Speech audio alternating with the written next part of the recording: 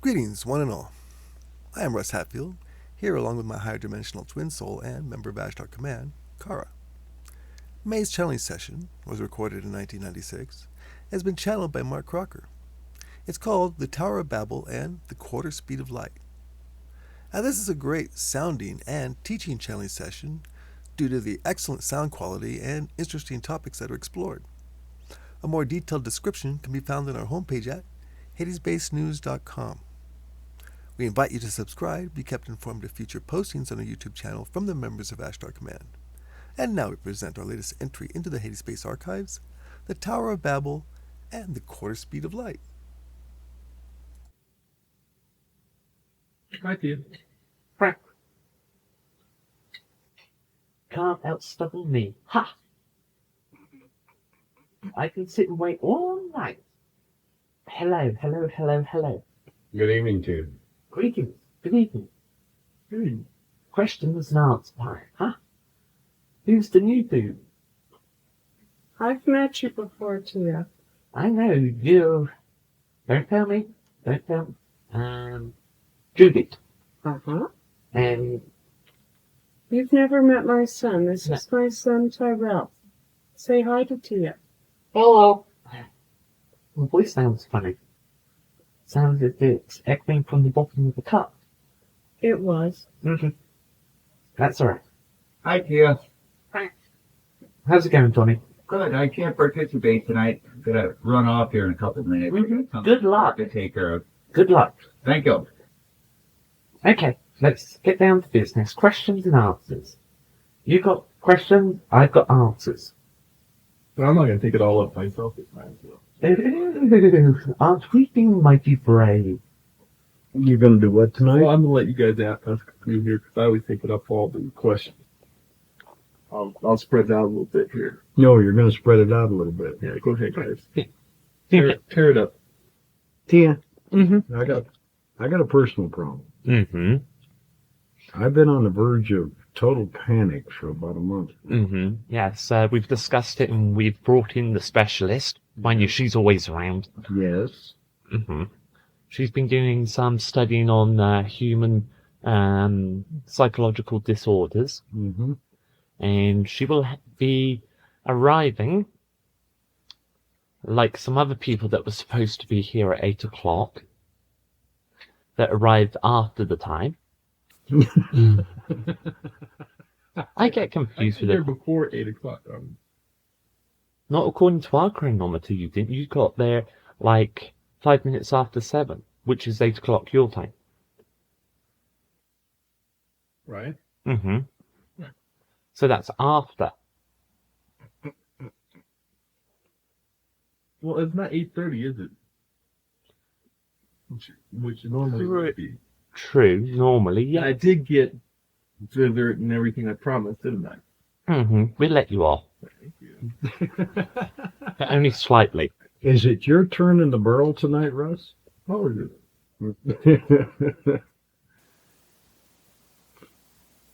Hang on, I got another question. Mm-hmm. Do your people or you personally believe in a supreme Mm-hmm. The being? supreme deity.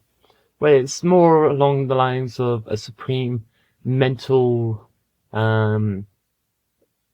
Creator? yeah, kind of.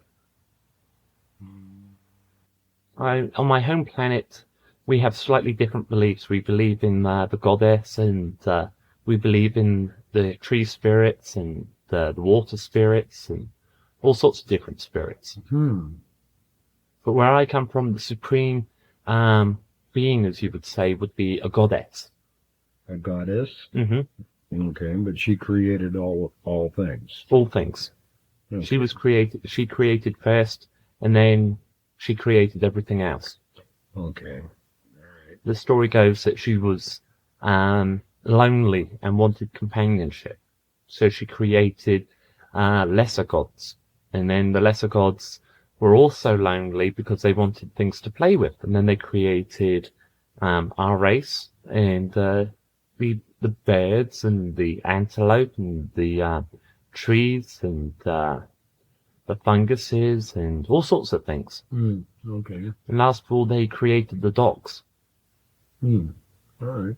That answers my question. Mm-hmm. Thank you. But in my research, when I was studying religion when I first arrived here, it seems that every race has a supreme being. It doesn't matter if it's male or female. I think it's interchangeable now. Male or female is whatever it wants to be to suit the environment. Yeah, I don't think that there's any gender per No. se. Okay. Um, I don't believe that there is. yeah, the Syrians believe that it is a consciousness. Okay. Mm-hmm. That we're all parts of, for want of a better word, a supreme being. Mm-hmm. That all our minds make up this supreme being. I think we've got the same basic belief Mm-hmm. as human beings because we're all children of the supreme being. Mm-hmm. Okay. Yeah. I got into a theological discussion with a Syrian who is called a heretic. I think that's the correct phrase. And his comment was, who created the creator? Yeah, that would be a very profound question. Mm-hmm. And we argued backwards and forwards that, the creator was created himself. Came into being conscious. Mm-hmm. Mm-hmm.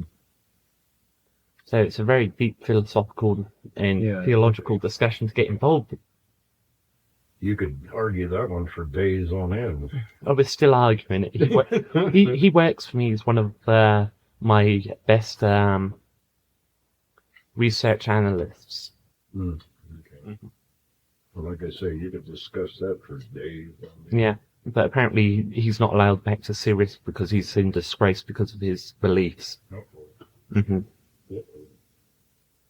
Well, it's just like in this world, people won't die for money, but they'll sure die for religion. Mm-hmm. Yes, even on my planet, there were more wars caused by religions. Different faiths and religions than any other possible. Well, we've had one basic religion on my home planet for about 500 years, but there's all the different beliefs of that religion. The spin-offs of it. Yeah. Yeah, I know what you're saying. We have the same thing here in the human race. Yeah. We have so many spin-offs from the original faith, or the original religion. Yeah. And everybody kind of, well, not everybody, but a lot of people have interpreted for their own Personal gain. Yeah, personal gain or their own way of believing. Okay? Yeah. Maybe not personal gain per Well, se, but studying your own religious background, you have your Christian God, and then you have Islam that has another God, and then you have Buddhism that has another God, and they all teach love thy neighbor, unless of course he's a different religion. by the way, even with all these different names for their gods, the basic concept of all these faiths kind of run parallel right from the beginning all the way down to the present day. They all have their basic Supreme being. Yeah, their basic laws. Love thy neighbor. Thou shalt not take somebody's life. Or steal. Or bear false witness. Or honor thy father and thy mother. In other words, all these things in almost every faith run kind of parallel. Yeah, but yet down the line. One faith will go to war with another faith. Yeah. It's very Because confusing. they're different. Yeah. It's a fear, I think it's your race's fear of being different. Yes. People are afraid of difference. The wars that we had on our planet when the one religion was coming into being was more along the lines of territorial conquest. And it took a lot of life and lots of people were killed. And it was quite nasty. That would be about the same thing that's going on in the Eastern world right now Mhm. with the Jewish faith Yeah. and the other faith religion, per Mhm. se, going on around them, territorial-wise, okay? Yeah. It's about the same thing. Hmm. But anyhow, that's just kind of basically what I wanted to find out. I didn't want to get into a couple of week discussion on this thing. But it could go for a long time. Yeah, right. Mhm.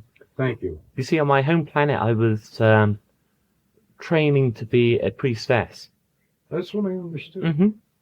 So it is kind of a thing that makes me very curious. It's different religions.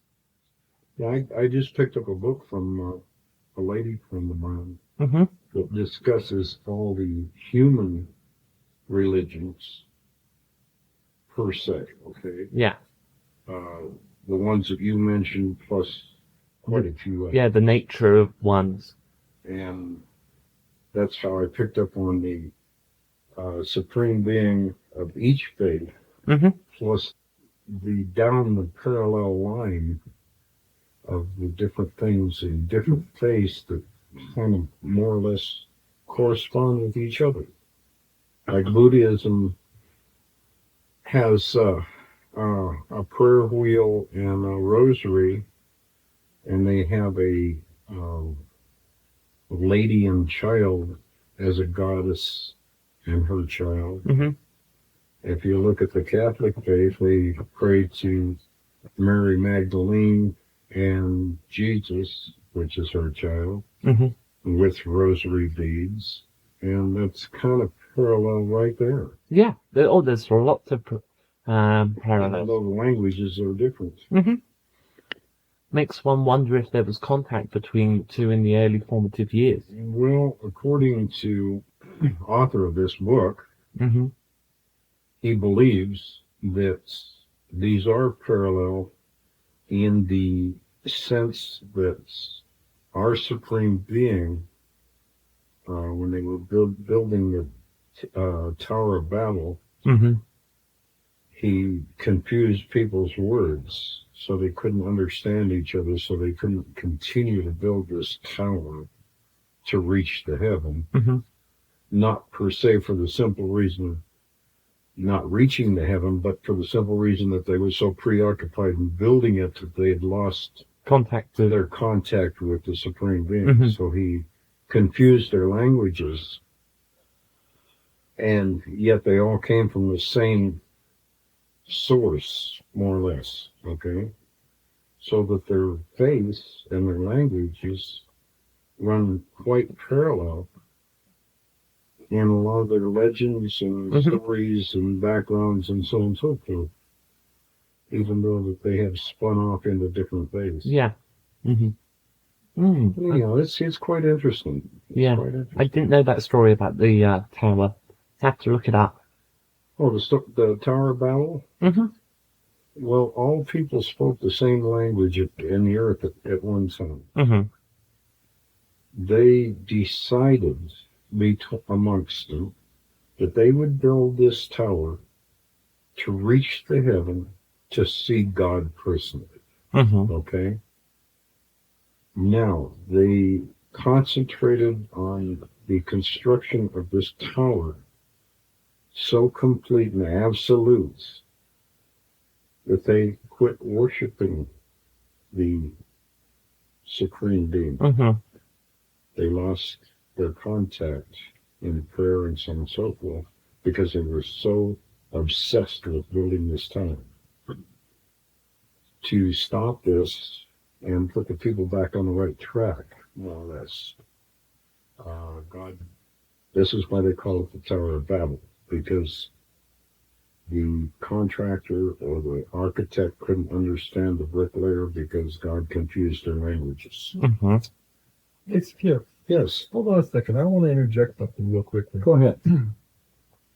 I'm just kind of a thought that maybe the Tower of Babel story is actually dissolution of what actually took place really in history. In other words, what really took place in history that we've studied with Amal Mm-hmm. is that in Babylon, which is real close to Babel, Yeah, go ahead. okay, they used to build what are called ziggurats.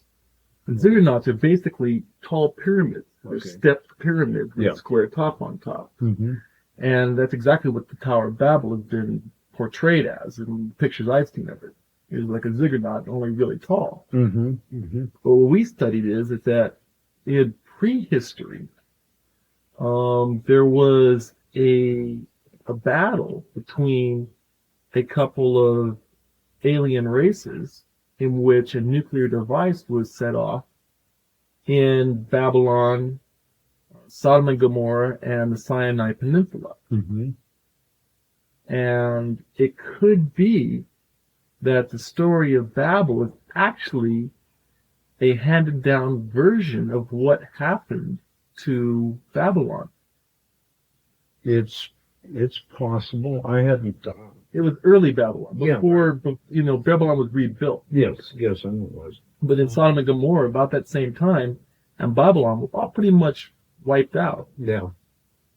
Now I haven't looked it up in the text. Okay, the Bible itself. Mm-hmm. So I can't really give you an answer on that, on your context of it. Okay, Right. I'll have to look it up in the Bible and see if that's the way they portray it. Yeah. Okay, Well, I'm thinking, boy, it's really close. Yeah. yeah, it really is. if something destroyed Yeah. that particular tower that was just so destructive, it just wiped out everything around it. I Well, mean, it wasn't like a huge blast. It was like a little baby nuke.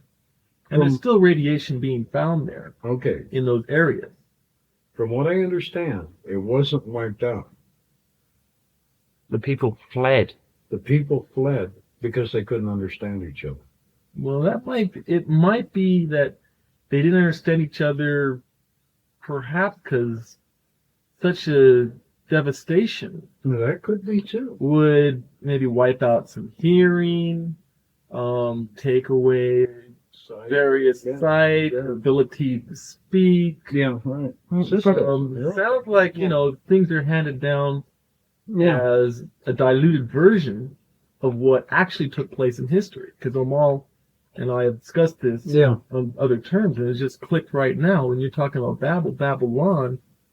Boy, the two, it just Yeah, it's really real makes close. a lot of It's really sense. close. Well, they call it the Tower of Babel for the simple reason that when the words were confused between the people, Mm-hmm. one person couldn't understand the other. So they babbled. All right?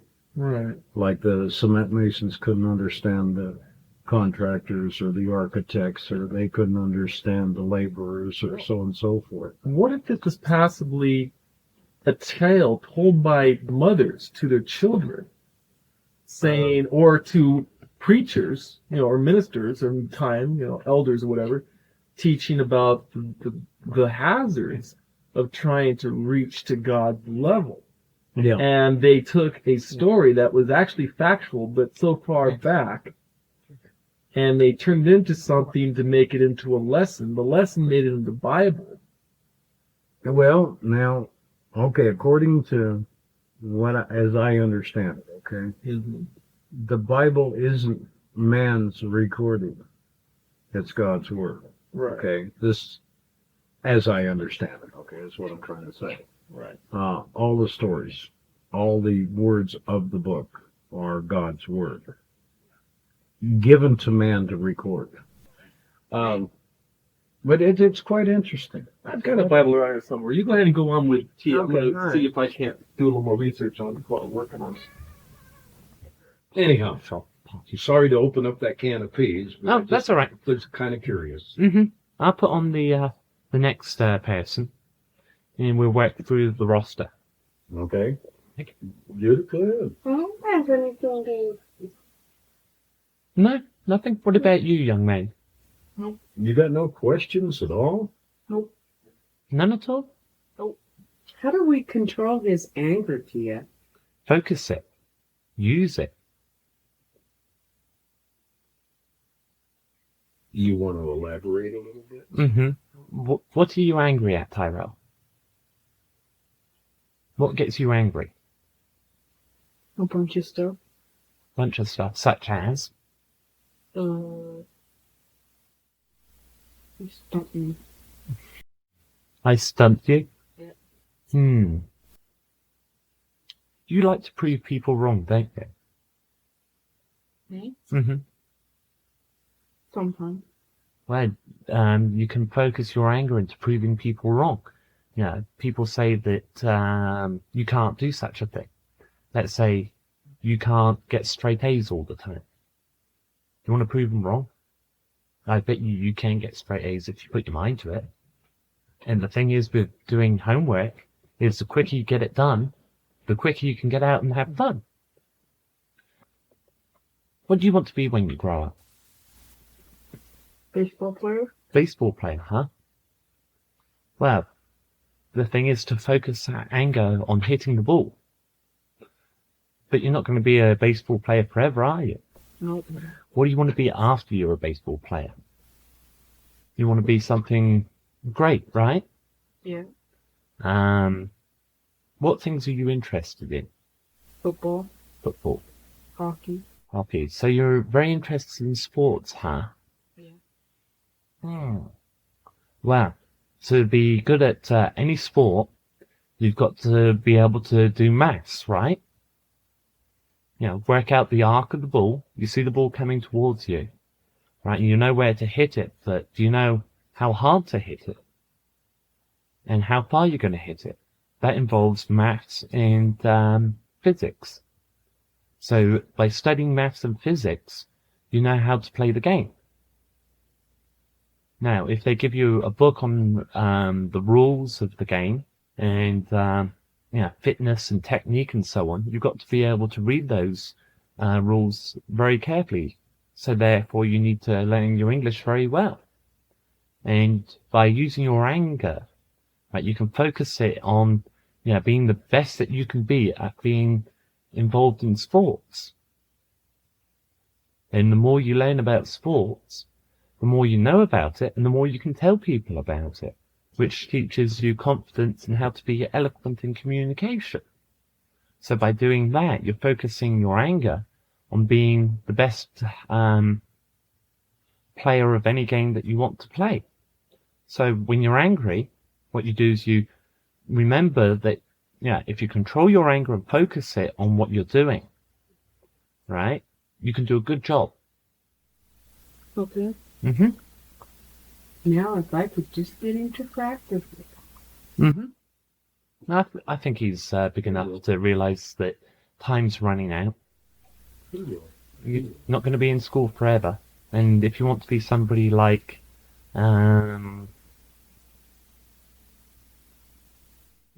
Ruth, baby Ruth. Yeah, babe. You. Oh wow, that sounds a few letters. One letter. One letter. I don't read English very well. You want to be somebody like him that is remembered long after you're gone. You've got to learn how to focus that anger and use it. You've got to know how to hit the ball just right so that it's hard for the people to catch. And when you hit the ball, you hit it as hard as you can with all the anger that you can. So it goes flying great distances. Tia, can I interject something here? Yeah, sure. You wouldn't believe what kind of an artist this young man is. Oh, you're an artist as well, huh? Yeah. You thought about being an architect? Building houses? Or drawing houses and getting people to build them for you? You see, when you've finished playing baseball, you've got to have another trade. You can't live off of the money that you made as a baseball player. That's going to disappear. So you've got to learn all sorts of things. You could build a house that's like a baseball diamond. You could build a house that's got all the key parts of baseball. I don't know what they are, but I'm sure that you could translate them into building something. Or you could become whatever you want to be. But the thing is that you have to focus your anger on where you want to be in 10 years, 15 years, 20 years, 25 years. Anyway, I've pulled enough time. I've got to put on the experts. You're in rare form tonight. Oh, yeah. You gonna check out on this for a while? Yeah, I'm going to go off and do some research.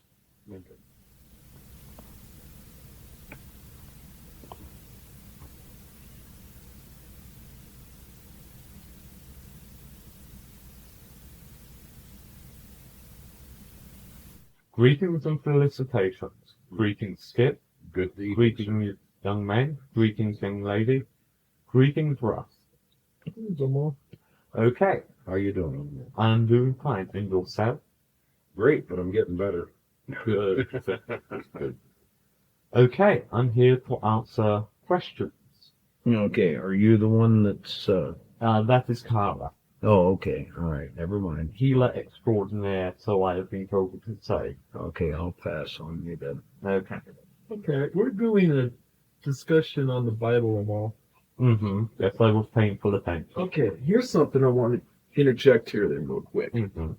Okay, in the chapter before the Tower of Babel, which is Genesis 10, which describes the nations descended from Noah, Mm-hmm. chapter 10, verse 10, I shall take verse 9.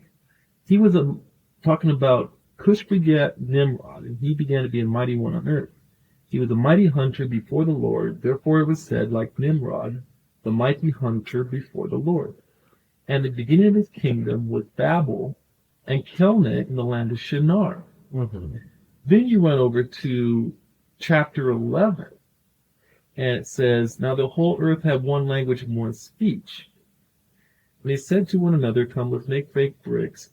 And they made bricks for stone and the asphalt for mortar. And they said, let us build ourselves a city and a tower whose top is in the heaven. And the Lord came down to see the city and the tower which the sons of men had built. And the Lord said, indeed the people are one, and they all have one language, and this is what they begin to do. Come, let us go down, and there confuse their language, that they may not understand one another's speech. The Lord scattered them abroad from there over the face of all the earth. Therefore its name is called Babel, because there the Lord confused the languages of the earth, and from there the Lord scattered them abroad over the face of the earth. Mm-hmm. Mm-hmm. But I get the feeling from reading the two different chapters Mm-hmm. that there is a time lapse Yes, that takes place. quite a time lapse. Quite a time lapse. Now, as we know, most people that we're talking about here are descendants from the fall of Atlantis. Mm-hmm. Okay, Hence the one language. hence the one language, Syrian. A dialect. Dialect of Syrian. Okay, now, if we were discussing the nuclear blast that we were discussing before in past sessions, and this is one of the places where that happened, then that would scatter people because they wouldn't want to be anywhere near where this came out. And it would be taken as an act of a deity. A deity, correct. And so, therefore, and the same thing with Sodom and Gomorrah. Mm-hmm. It would be taken as an act of a deity. And I mean, scientists have shown that a nuclear blast, though low in radiation, is very possible for the same effects that took place in Sodom and Gomorrah and caused those things that happened. You have to remember that the technology difference between then and now is quite different. A nuclear device could be of quite a size, and if it is refined and cleaned enough before being used, it does not deliver a high yield in radioactive. Yeah, we use really dirty nuclears, right? Correct. And there it could have been a real clean nuclear reaction. Correct. So it sounds like what it is that these are Describing the side effects from a blast. The Tower of Babel is a metaphor for a projected goal, a union to rebuild, as it says, a city, to rebuild what once was. And most cities of that time did have a very high point in them, a point where they could worship a higher deity. But unfortunately, any person with military knowledge will inform you that you build something high, it is visible from a great distance. Whether it is from the ground or from the air, it is visible for quite a distance, so therefore it becomes a target. And rival factions from other places would take the opportunity to disable the ability of a area. Also, the towers that they built at that time were a little bit like your communication masts that you have, but on a much faster scale, Yeah, we discussed with their own power source. sort of like the Great Pyramid, but on a smaller scale Correct. And narrower, but higher. and narrow but higher. Correct. Kind of like a airport control tower, you might say. Kind of. Right. Now, how about the correlation between the name Babylon and Babel? Any? It is a translation error. You have to remember that the translations from the various languages of your Bible, from its original conception until the present day, it has been translated how many times? At least 5, I believe. Yeah. And where to get changed. I see. Now, with the people being scattered, their own languages would develop from that point, correct? Yes.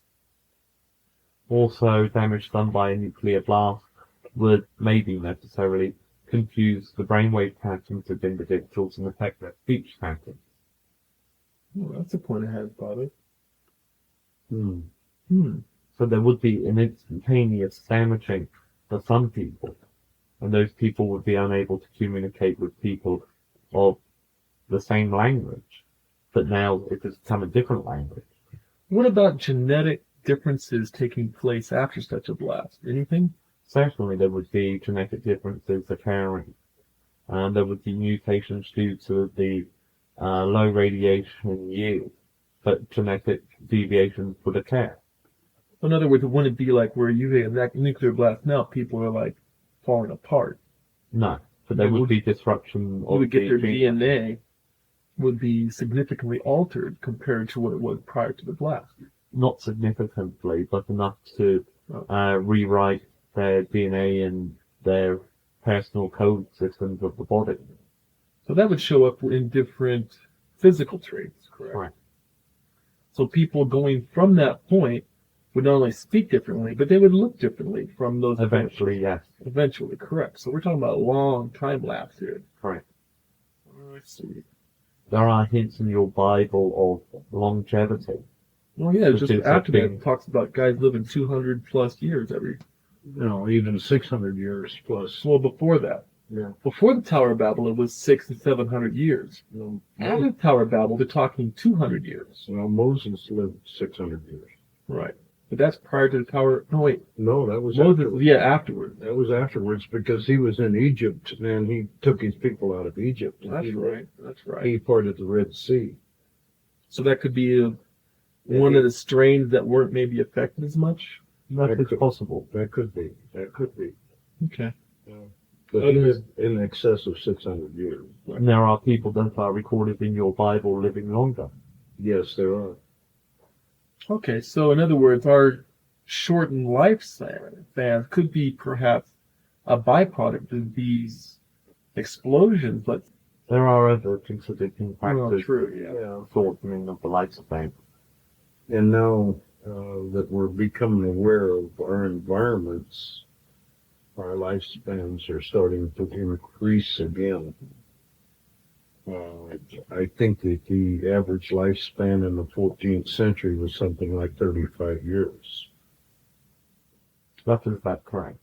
But the early Hebrews and other people in that land, especially back in Genesis time, knew more about locusts and honey, and Yeah, right.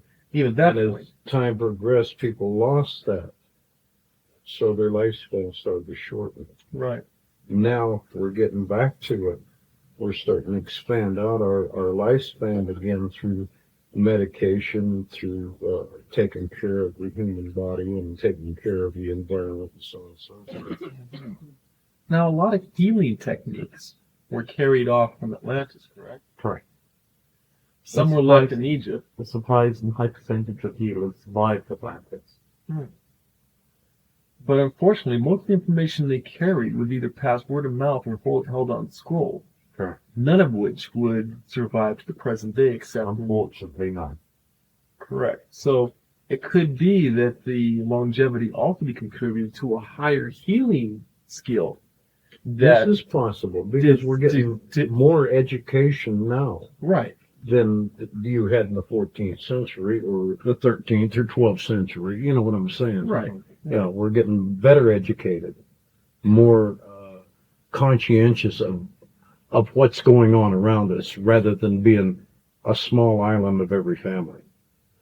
Right. It's almost we're coming back together again, doesn't it? Yeah, it Especially seems with to the internet that I'm going back onto. And Yeah, we're getting back to correspondence with other people rather than being an island by ourselves. right.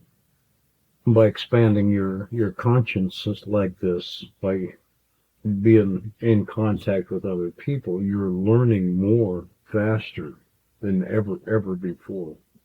True. Exponentially, Omar, we're like growing in leaps and bounds, aren't we? Yes, you are learning rather rapidly. Sometimes it is alarming on how much you do learn, but in comparison with the elapsed time from one race to another, it is surprisingly slow. Well, yeah, but to our short terms of lifespan, it's very swift Yes. because in my generation, which I'm considered an older person in human years, okay, to this young man here, he's learned more in his 11 years than I probably learned in 20. You know, get you. But anyhow, what I'm trying to say is the younger generation now is learning so much more, so much quicker than we did in my time. I say my time, I'm talking Yeah, about of course. my generation. My generation was kind of a self-centered, family-orientated generation where you didn't go outside of that. You didn't have that much contact with other people or other races or anything else. Now these young people that's coming up now, they've got contact with everybody. Yeah, it's more extended. Yes, it is. Way more extended. Okay. Because my grandfather never got over 50 miles away from his own property in his whole lifespan, and that was 85 years. So, Omar, where's this all leading to then? If this is what It is leading to a time when races will start to come together as one. You already have an area where races are unifying, yeah, where other parts of the world they're tearing themselves apart. But it is a process that will go on throughout the whole entire planet. There are factors coming into play that will slow this down, which is necessary because if you bring something to the boil too quickly, you spoil it. So by having a dissolution of societies and races, it in actual fact benefits because it pulls those people that are intelligent enough together to achieve a common goal. It is almost like the Tower of Babel, a projected engineering, a process to achieve a goal. And things that are hurried are normally made a mistake of. would you consider, let's say, the internet as being sort of our Tower of Babel then? It could be. I mean, because people speak with one language, thanks to the ability of computers to be able to just translate instantaneously words from one language so they can, like I could speak Japan. They could be typing in Japanese, I'm typing in English, but we both understand each other's languages. Correct. It is the same sort of process. It is a project which has been many thousands of years in the works. Which is taking us back to the Atlantean roots from That is whenceforth it all sprang. That is possible. Remember, we talk in cycles. Well, yeah, that's right. We're talking about the one goal that we set forth from Sirius. To achieve a utopia. Correct. Okay, would this possibly be a goal of putting us into space to explore other worlds? Returning to space could be a better way. I'm sorry? Returning back to space. Oh, okay, all right. Okay, but what I'm trying to say is by unifying Yes, that would all be the Earth, that would be the perfect objective to reunify and to re-achieve and re-establish the contact that he once had. That would be neat. That would really be neat. And that is where you, as an engineer, come into play, Skip. Maybe not this time around. I'd love to. Oh, goodness gracious, I'd love to. Maybe you should write down some of your dreams of engineering that you have had. Oh, I'd love to go back to space. I really would, Omar. Mm-hmm. It just tickled me right down to the ground. Okay. Let us continue. Okay. Anybody else? This is quite interesting tonight. It really is. I guess I opened a can of peas. I'm sorry about that. That's all right. This is where our best sessions come from. It's just, off the top of our head. Oh, man. But this is really super interesting tonight. Thank you, Omar. I You're welcome. appreciate it. Now, Johnny had a question about nuclear testing that China and France are doing, where that's leading right now. And that is one of those factors that throws a insect in the ointment. At the moment, they are little insects, but if they are not controlled carefully and monitored carefully, they can be very detrimental. That's the whole process we're talking about. Correct. Because they are not clean, for one thing. Correct. Secondly, they are done in ill-conceived areas. Thirdly, it is creating friction, which will accelerate the process that we have discussed in the past. Yeah. Those countries now have become untrusted, which is the problem of reunification, that cannot happen until everybody trusts everybody else. That's a big step. Yes, it's a very big step and a very necessary one. Yeah. There are other uses for nuclear devices than blowing each other up. Well, we have power plants today in this country and several other countries around the world that at least, I would say probably 60% of us are trying to use atomic energy for peaceful purposes. Mm-hmm. But there is another step from the atomic power plant that you can use. Fusion? That is a step, yes. Omar, I got a question. I need to change the subject here just a minute, if you don't mind, please. Okay. They have been talking for, I think, about 10 years, maybe a little longer than that, about building what they call a collider. Mm-hmm. Now, this is a huge underground system to collide atomic energy, as I understand. Now, maybe I'm wrong, for some other use rather than energy or blowing people up. Mm-hmm. Is this correct? That is correct. Now, what is a collider? It is where atoms of a radioactive level are collided at high velocity to create an explosion, which can be harnessed and used. And it does dovetail with the conversation very nicely, actually. It is the next step on the power level. It creates enough energy for fusion, and if you use fusion as an engine, what can you do? So you can power the world with clean nuclear energy. Well, now wait a minute.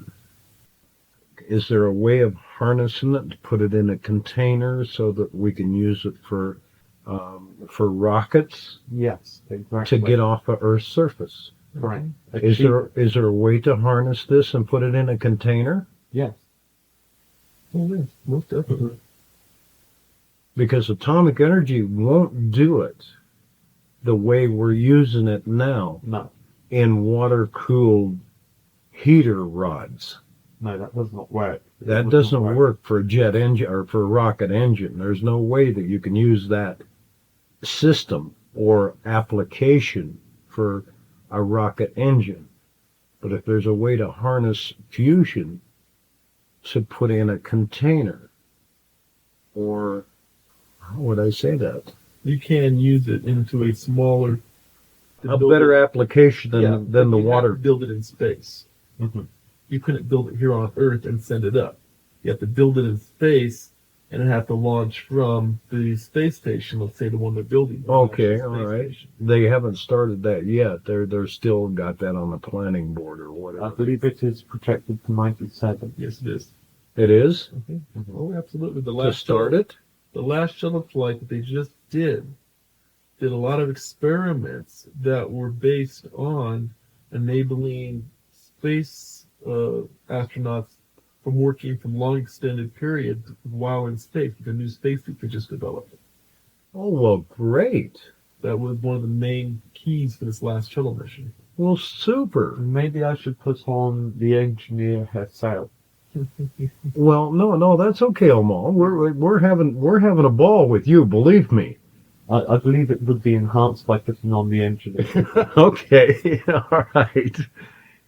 And it's been nice talking to you. It's been nice talking to you. Farewell, Amal. Very well. Live long, prosper, and I'll be back. Thank you. I believe the young man will appreciate that comment. I'm sure he does.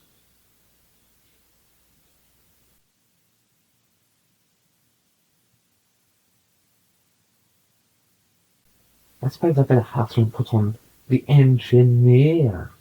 Good evening, Doug. Hey, cool. I'll be back.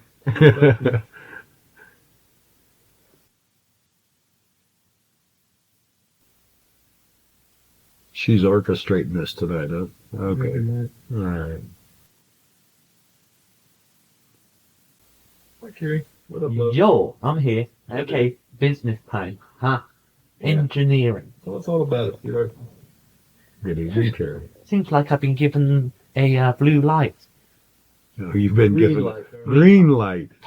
Blue on our planet. Green. Okay. So cool.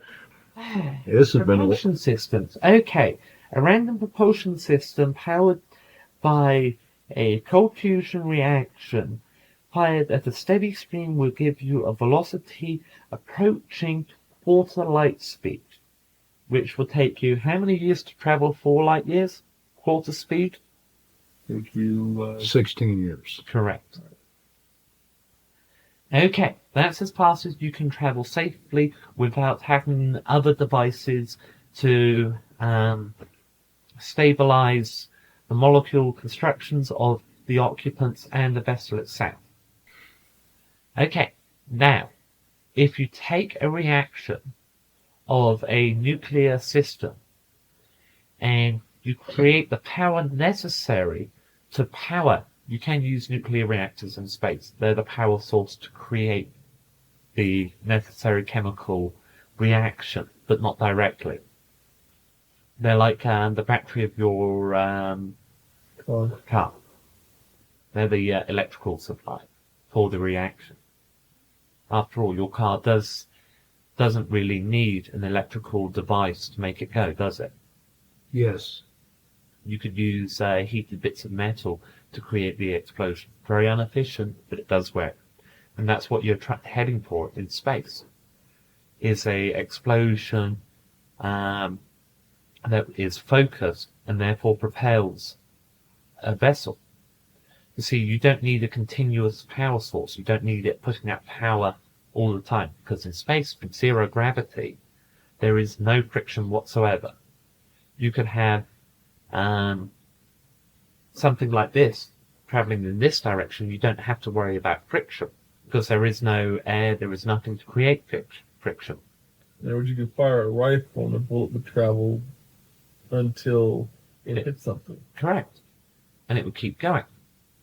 And it's the same with creating an explosion. You have to focus the explosion away or in the opposite direction of your projected target. And it has to be strong enough to create the necessary speed.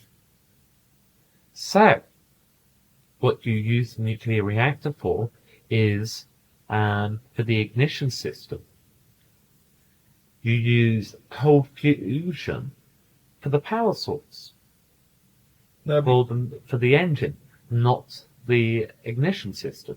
there's no environmental danger because in space you have nuclear energy going around you all the time from That's various correct. stars. So That's using a correct. nuclear explosion in space is not going to affect anything whatsoever. And there is fuel all around you in space as well. Hydrogen atoms and such. Correct. So what you use is a chemical or mixture of chemicals which are very volatile and create a explosion that is focused. But you need the nuclear reactor to create the right circumstances to ignite the chemicals that are to be detonated. So you're talking about two reactors, basically. Basically, yes. One hot, one cold. Hmm. And that's as far as I can tell you without getting into deep trouble. Yes, I could do that. Yeah, I could tell you how to build an engine that you wouldn't need a nuclear reaction at all. Yes, we know about those. Mm. I do. And what do you think you know? Well, because I've seen one. Yeah, but do you know how they really work? I've got a pretty good idea because we discussed it before, and I got the tape that tells me all about it. Yes, but I've left out very key parts. But those could be figured out. If you say so, darling, you know more than I do on the subject. Oh, thank you. I'm glad you remembered that. But then, from what Omar said, Mm-hmm. fusion can be harnessed into a container. Yes. Hmm. It is a little bit like your rocket systems. You have a fuel tank, right, like this. Yeah, right. You have another one below it. You have a pipe coming down from this side, and a pipe from this side coming to a chamber where it's ignited. Mm-hmm. It's a little bit like that. That is the storage area right here where the explosion happens. Yes. The chemicals are mixed together, but they will not explode until the right proportion happens. Mm-hmm. So by having the right mixture and the right proportion, you have the power supply right there. That is the container that a mole is on there. Okay. All right. Okay, I got you. All right. Now I understand what you're saying. Mhm. Okay. Thank you. I appreciate that. I don't want to get you in trouble, so. Oh, that's quite all right. That's quite all right. We'll leave it at that. Yeah, Okay. because I can get very technical because we can actually do away with these two here. Mm-hmm. And we can substitute them for an inlet here and a direct reaction from here. Okay. Mm-hmm. Okay. But like I said, I don't want to get you in hot water. Oh, that's quite all right. That's quite all right. I'm used to being in trouble. Yeah, but that's not fair. No, true. Often as not, I put myself in the trouble. Yeah, I know. It's silly. Mm-hmm. But back to chemical reactions in a vessel with the technology that you have. Yeah. Like you have your nuclear reactor, Mm-hmm. right? You have your collider, which is powered by the nuclear reactor. The collider creates the energy supply and the inlet for the reaction to occur with the outside inlet. Okay, that in turn creates a very unstable condition which explodes. When that explodes with the correct angles and deflection for the explosion, you have the explosion going this way and the vessel going this way. Mm-hmm. Mm-hmm. The stronger the explosion and the stronger the containment field, right, Yeah. the tighter the stream that comes out, which pushes the vessel away. The tighter the stream, the faster it goes. Mm-hmm. Ideally, you would have a chamber, let's say, the size of this room, right? Yeah. And you'd have an outlet hole about this big. About an 8-inch outlet cord. Yeah, about 8 inches. Yeah, okay. That would be about 3 units of our measurement. And it has to be precise and detailed. Too big, and you waste too much energy. Too small, and it blows itself to pieces. Mhm. It has to be spot on. Yes. And having the interior that is highly polished, again, helps to focus the energy. Okay. And that's where the angles come into play. I can't tell you the angles because that would take the experience of learning out of Yes, the yes. I formula. understand, Glenn. So by doing it that way, you have a propelling system that will give you the maximum amount of energy yield and thrust that is necessary to propel a vessel of whatever size that you want over a distance. But you cannot approach anywhere closer than 1/4 light speed. Because it'll start tearing a molecule, you'll start melting your molecules. Correct. You'll start breaking down to a molecular level. Yeah, you start actually melting everything away. Yes, and also traveling at that without curving or bending space, you start to experience problems with time as well. Yeah.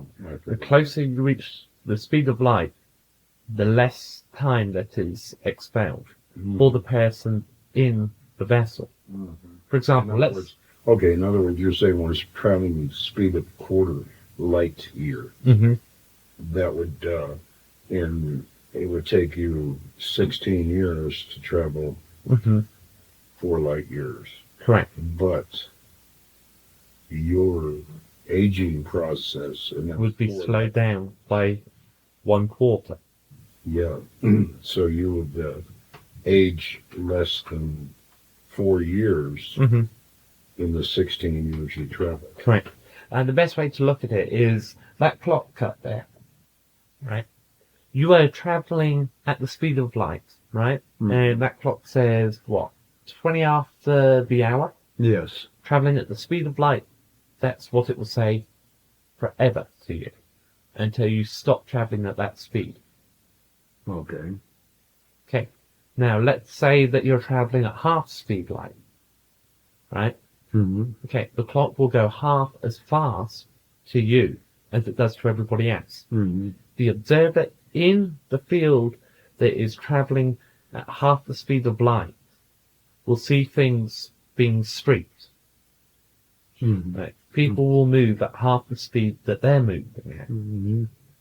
So you can get up and walk along the whole entire length of the room, and a person walking at the same speed will only travel half the distance. In other words, you go 16 light years and you age 1 year. No, you age 4. 4. 4 because you're going 1/4. So by traveling 4 light years in your perception, you're actually traveling 16. That's correct. Okay. But a nearest star that's habitable would be Alpha Centauri. Alpha Centauri is a little bit iffy. You could inhabit it, yes. Well, I mean the planet within Alpha. Oh, yes. How far are we from Alpha Centauri? Actually, at the moment, about 3.9 3.9 light years. light years? That is your nearest habitable planet. Sirius, no, there's not a habitable planet there anymore. Not in your dimension, anyway. No, okay. All right, okay. Still, who needs it? You know, that's twice the distance. We don't have to go that far. We can really go to Centauri. You might go there for the ruins. Oh, With high Do a little bit of digging, huh? Yeah, with a high radiation suit. oh, no digging necessary. It's right there on the surface. Not that you'd actually want to go visit it. No, because in the third dimension, it's a hot, radioactive wasteland. Okay. In your skin, you would last probably maybe 20 seconds. Very nice in the 6th dimension. In a spacesuit, I would give you about a minute. You'd have to use a very high radiation-resistant suit to spend any time there, and then you'd have to spend a long time being decontaminated. We wouldn't need to just send down first. Yes, but what you bring back is going to be radioactive. You'd have to decontaminate. Bring back the pictures. Yeah. No, I mean, just send them down and just broadcast them from there. But radioactivity does affect transmission of information. Heavily shielded there. It has to be tightly focused. So it's like, Yeah, that's quite a deal. So if you can run experiments on creating a focused explosion that is let out of an outlet, then you might be up for some Nobel Prize in your physics department. Well, I won't do that in my time. Oh, yeah? Oh, yeah. Mm-hmm. Dovetails with what my sister's going to talk about. My time's just about done. No, it's not. I'll let my sister handle that in a few minutes. Your time is just beginning. What do you mean my time's just beginning? What's all this? I'll let my sister cover that. Okay. Are you the one to ask about this? My sister and myself will be working together. I'm going to be supplying the mobility while she does the brain work. Okay. Mhm. Okay. And she's sitting down getting ready at the moment. We're going to enlarge the peel in a few minutes. Okay. And I was just kind of curious. I just didn't know who I was going to have to talk to find out what the heck's going on with me. Do have my problems. oh yeah, but there's a little bit of it right there, I think. Okay. hmm But in the meantime, do you have any questions, guys? Tyrell? No. Judy? Judy? No. Are you sure? Oh, come on, you got questions. My mind's blank. Well, we've got into some pretty heavy conversations. So you think this is heavy? You ought to hear the conversations I have with a couple of my lab assistants. I don't usually get into this real heavy. hmm I'm usually pretty quiet. Yeah.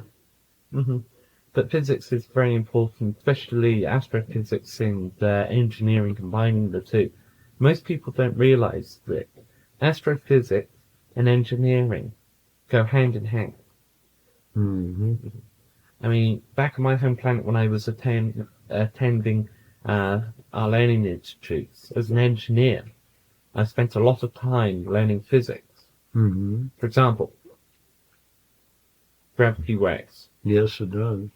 but I bet you I could reverse that. I'm sure you could. I just create a magnetic energy field that has a resonance between the two that keeps it balanced in the middle. Mm-hmm. Very simple physics. I just wished I could tap on some more of my memory to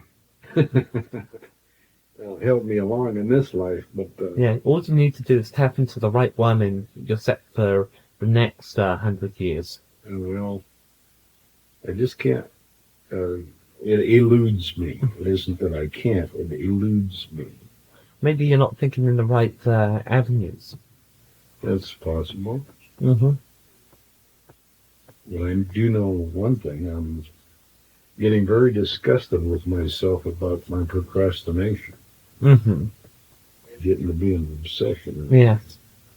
Okay, we're going to link minds. Big Sis is ready. Okay. Yeah, she's ready. We're going to set Mark's body up in a sitting position. Play with the pussycat. Not as bad as Tia does.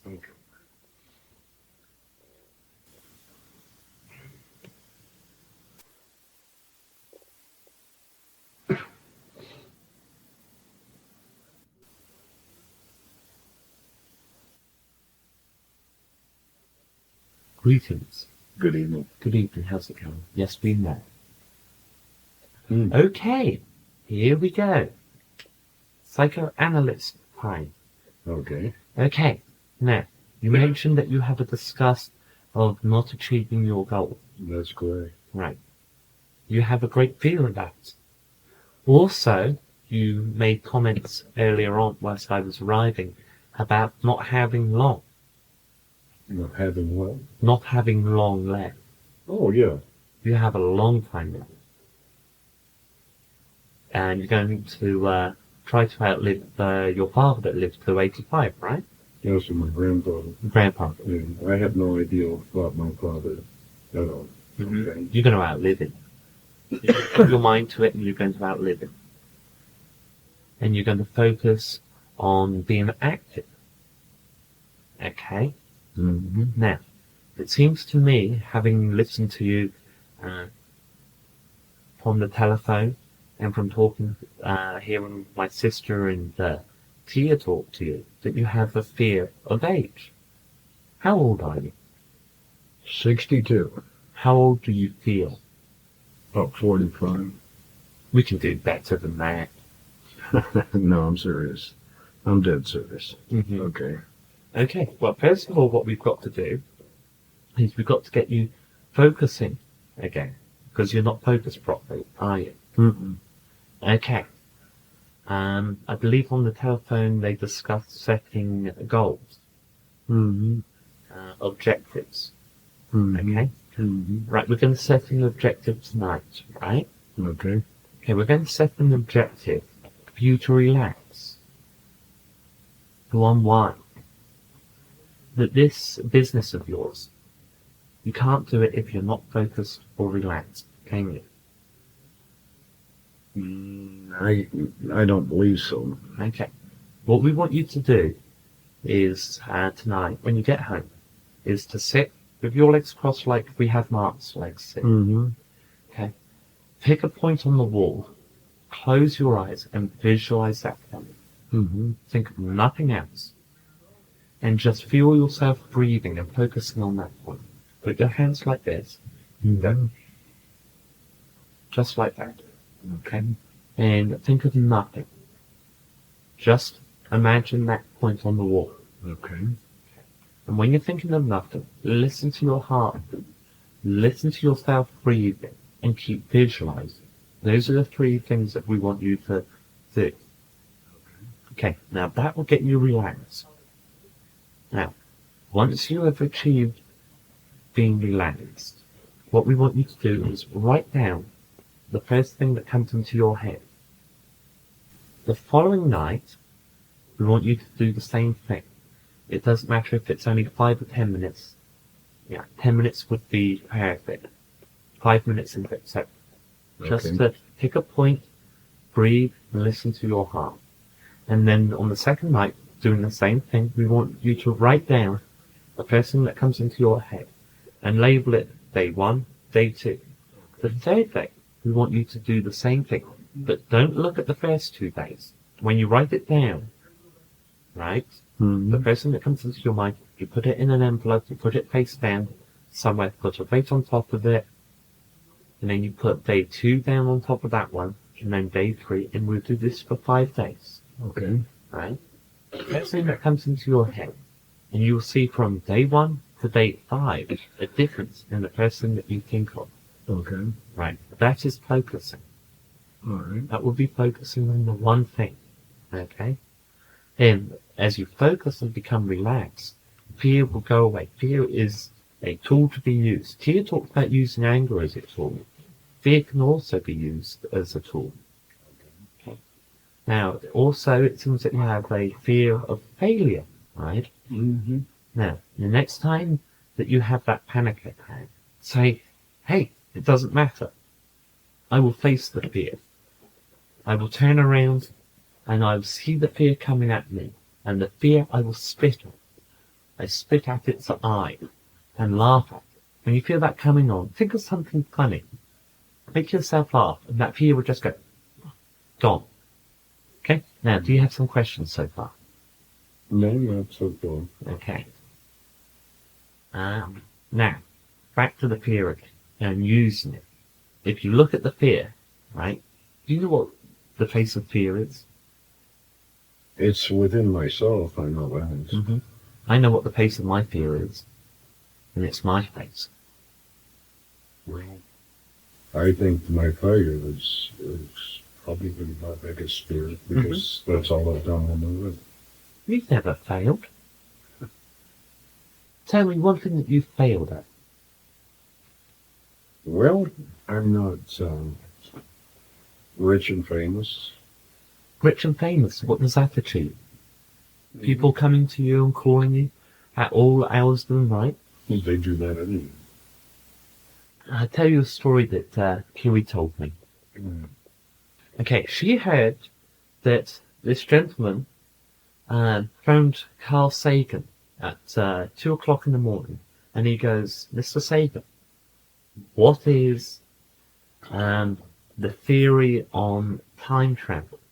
And Mr. Sagan goes, do you know what time it is? And the guy goes, yes, it's 2 o'clock in the morning. And Carl Sagan goes, "Why do you want to know this?" And he goes, "Well, I want to know it right now." And Mr. Sagan goes, "That's not the question. Why do you want to know this?" And he goes, "I want to know is the theory of time travel. I want to know right now." Carl Sagan goes, "Why do you want to know right now?"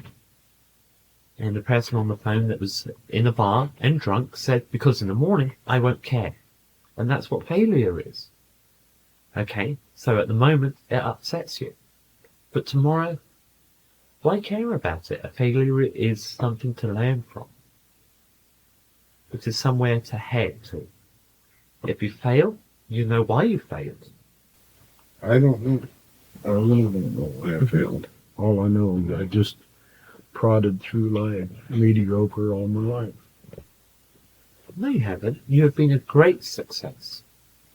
More than you realize. Look around you. Look at these people that are with you. If you were a failure, would they be with you? No, I can't really answer that either. Mm-hmm. I will point out a failure to you. There's a gentleman on the corner of a street that you go past every morning, right? His clothes are dirty, his beard is unwashed, his hair is yellow with dirt. I believe he sleeps in a hotel that is paid for by the government. The person drinks a lot. He has failed in his purpose as a human being. You haven't failed at all. You have a house. You have a family. You have good friends. You may think that you failed. You may have set yourself goals which are impossible.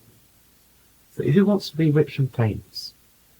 Mm-hmm. Talking to somebody that is rich, I'm not rich in money, but spiritually I am rich. Yes, Russ? You are too rich. We don't own the land, we only live on it. The land belongs to all the people. Yeah, but you administer the land. That's right. Therefore, And that is the burden of being rich. correct. But the most richest person on your planet is the person that has peace and harmony.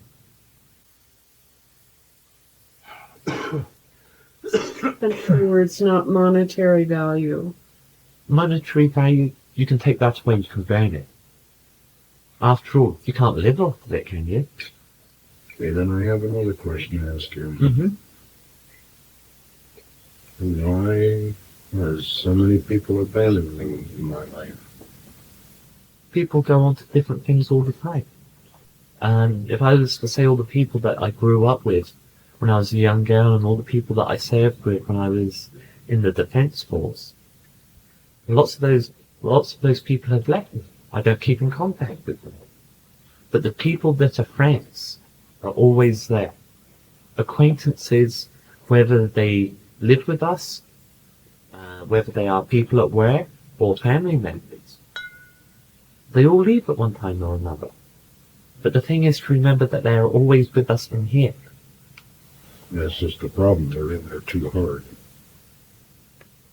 Remember the fun times. Everybody goes at one time or another. My mother, I was very fond of her. And she made a choice that she had to leave. She did something very brave, but yet very foolish. And she had to leave. She had to go away. Lemon, Mm-hmm. what about your ex? Did he make a choice? Yes, he made a choice to save my life. So, how can you be sad about that? And I'm not sad about it. Then why can't I play that song? Because it's still a deep wound. I know that. I just wondering. It's something that is hard to talk about. Yes. But it is something that, when I close my eyes and I think about it, Mm-hmm. I smile. I remember him in my arms as he said goodbye. I remember the look on his face. And he still had a complete whole face. Yeah, that smile was peace and contentment. But, yeah, he's gone. He'll be back one day. I can't say that. Are you sure you can't say that? People are reborn all the time. You'd be surprised. The thing to remember is that one day you will be with them. And as long as they're in here, they're not gone. They'll never be gone. My ex-husband is always in here. All I have to do is close my eyes and I remember his smile. I remember his practical jokes. I remember him singing. Is there that much hurt in there? Sometimes hair can be a good reminder. Very good reminder. It's painful, certainly. But it's that pain that keeps us going. And besides, those people that come into one's life briefly and are gone again, you know, we've helped them. Whether or not it is good or bad, we help them. Whether they learn, that's up to them, but we've helped them. And we're never really alone. There's always people around. I mean, you've always got Russ, you've got Judy, you've got Tyrell, you've got Mark. Are they going to leave you?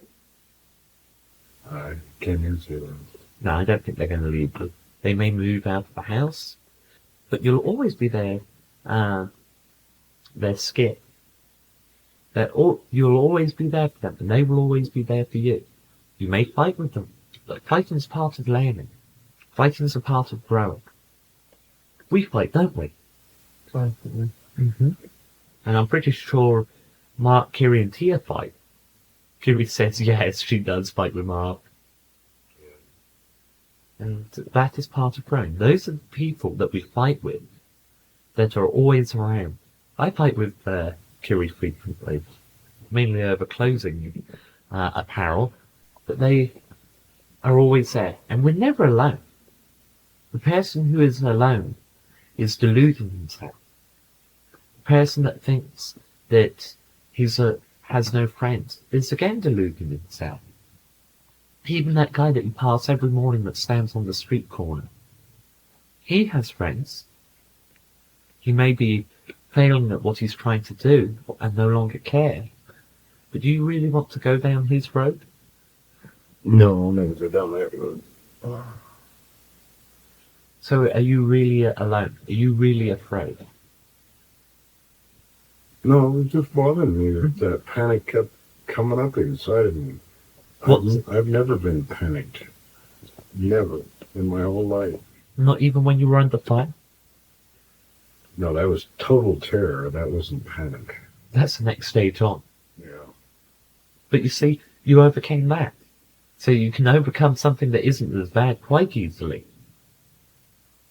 Can I help you? Uh-huh. Let it out, Skip. Judy's offered to help you. I let out my hair from time to time, don't I, Russ? Yeah, mine's a little blue period. Mm-hmm. Everybody sheds water from their eyes from time to time. Let it out. That sometimes is the strongest release. But remember to laugh at it afterwards. Yeah. And Judy, as for helping Skip, I think you know the questions to ask to bring it out, because it does take two to heal. But you can help him to pull out the hurt, because once the hurt is gone, he will be healed. He will be Skip of old, confident, strutting down the street. But there is no fear. The fear is something to be used, to look at. If I had a mirror, I would show you the face of fear. And if you remember that the face of fear wears the face that you see in the mirror, then there's nothing to be afraid of. Failure is not failure. So you can't be afraid of failure. Because total failure, you learn nothing. And I bet when you think you failed that you learned something, so therefore it's not a failure. And that's the thing to remember. And as for people leaving you all the time, there's always more people coming along, and they never really leave you. They're always in here. Yeah, but that's just the problem right now. They're in there. Well, remember them as they were. The fun, the adventure, the trouble. You can laugh at them. Okay, thank you, darling. Darwin, I have a question for you off the subject before you leave. Mm-hmm. Now, Tia was talking about a gentleman that she works with who's A heretic. Yeah. Mm-hmm. Now, he's not allowed back on Sirius because of his religious beliefs. No, that's not quite true. Oh, well, that's what she said. She only told half the story. I want The to half hear the that other she- half, darling. He's a great orator. Okay. Very great orator. He's a very analytic mind, which is why he works with Tia. He's also very, very confident. You might say overconfident. And he's very persuasive. In fact, he's in Kiri's class of coercive abilities. Put all those combinations together, and what do you have? Hitler. More or less. More or less. The heretic did have a number of followers and believers in what he preached. I won't get into what he preaches because it is heretical. What about freedom of religion, sweetheart? I mean, you have that down here. Yes, but Not that this it was brings us much dangerous. happiness. I mean, This was dangerous. It was more of a harkening back to the time of Tonar. right. And of course, on a small base with select individuals that we have, he has no audience. I don't doubt that. Yes. No, we haven't had any luck. You can tell, Nicole, we haven't had any luck with anybody that looks like him yet. Oh, no. He's so disappointed. Well, I've been busy, as you know, and he has been busy. We haven't been able to get down to the corner bar as much, and Kiri's been busy with designs. Wait a minute. Ask Trina. Oh, Trini. Trini. Mm-hmm. I'll bet she knows. I bet she would. Because she tended bar there. Mm-hmm. Show her a picture. Or show Okay. her a picture of Val Kilmer. I'll punch one up on the computer and I'll take a hollow down. Perfect. That'll work. Mm-hmm. Now, you just thought of Willow. You want a picture like that? No, just like this. The doors. Oh, the doors picture. I was thinking more Willow. I like that too, but this is more the kind that she's looking for. Mm-hmm. Not the willow grab. Oh. The doors grab. Oh, you want somebody more like in that flying movie with, what's his name that was in Legend? Tom Cruise. Mm-hmm. Oh, yeah, Val Kilmer was in Yes. Top Gun. Mm-hmm. Yeah. I think she'd like somebody more like that. In the Top Gun version of Top Gun. Mm-hmm. Let's see what I can find. Good luck. Show her all three. See what she comes up with. Okay. In between Willow, the doors, and Top Gun. Interesting combination. I'll tell Nicole that you're working on it. Mm-hmm. Yes, I will take personal charge. We're going to put the monster back on. All right. Okay. Thank you. Okay, no problem. And Skip, before I go, anytime that you need somebody to talk to, I'm sure that Mark and Russ will be available. Absolutely. I know that Mark's going to be available for 6 weeks. Thank Any time of the day. Okay. Okay. Bye, love. So,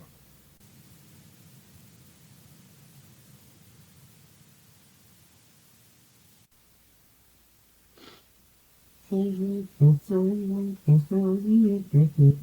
she mean monster as in Godzilla or the Mummy?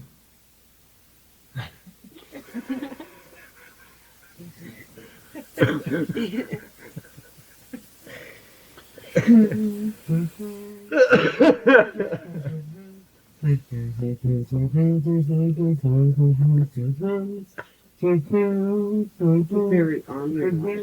Yeah.